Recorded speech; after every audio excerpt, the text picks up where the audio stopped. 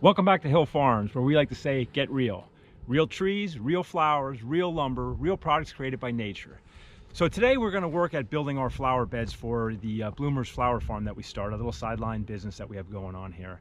So it's the middle of winter, and it's not exactly the time that most people think of building their flower patch, but the ground is clear of snow, and we're getting manufactured topsoil brought in because we really need a lot of help on the piece of land that we're going to try to raise some flowers on.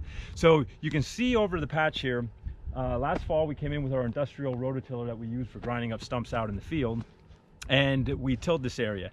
I wanted to get the sod broken up so nature had a chance to start to break it down, and that was step number one. So it's been sitting here since fall and getting a little bit of work, Mother Nature helping us break it down. But unfortunately, this piece of land that we have here, when they built this house, they dumped a lot of the stuff from the backfill area and stuff into this area. It was the back of the house. They thought they'd never really need to do anything here, so we were left with a lot of stones that are very hard to raise flowers and vegetables in. So we went through here, we picked a couple loads of stones off the top already, and we decided what we're going to do is, instead of trying to raise our flowers just in this ground here, we're going to build beds, and they're going to be like a kind of a raised bed. So we're still going to utilize what soil's here, but we're going to amend the top of the soil and work on trying to build a raised bed that has a much more fertile soil, something that we can manage and get to the point that we want. So our first step here in building our flower bed and our little raised beds here is we're going to apply some nutrients. So our land around here, from taking hundreds of soil tests over the years, I know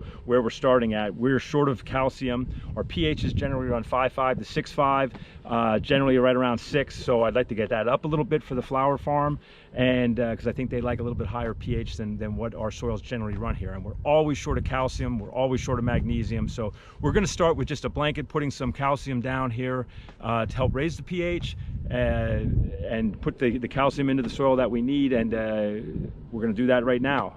Go ahead. Okay, the product that we're going to use is going to be a pelletized lime. Now, the reason I'm using pelletized lime, this isn't what we use in our field for our Christmas trees, but what I'm going to use it here for, first off, it's windy. And if you use just the raw lime in the powdered form, a lot of it ends up blowing away. So the other thing I like about pelletized lime is the way they make it. There's a lot more fines that are in the pellets, and they move through the soil a lot quicker. Lime's already slow moving in the soil, so this is going to get to the down into the soil a little quicker and get more of the desired effect. Plus, it's going to be a lot easier to spread here with the windy conditions that we have. So I'm going to fill up my little hopper here. I just have a regular Scotch spreader. Just going to dump this in, and then we're going to just go back and forth over this little patch that we have here until it's all gone. And like I said, then we're going to take soil tests after that, but I know I'm already short, so I'm going to put this on. If you don't know for sure what your pH is, I recommend you get a soil test first, but from all the soil tests we've done over the years, I kind of have a good idea where we're starting from. So I'm going to take the soil test after I put all the amendments on.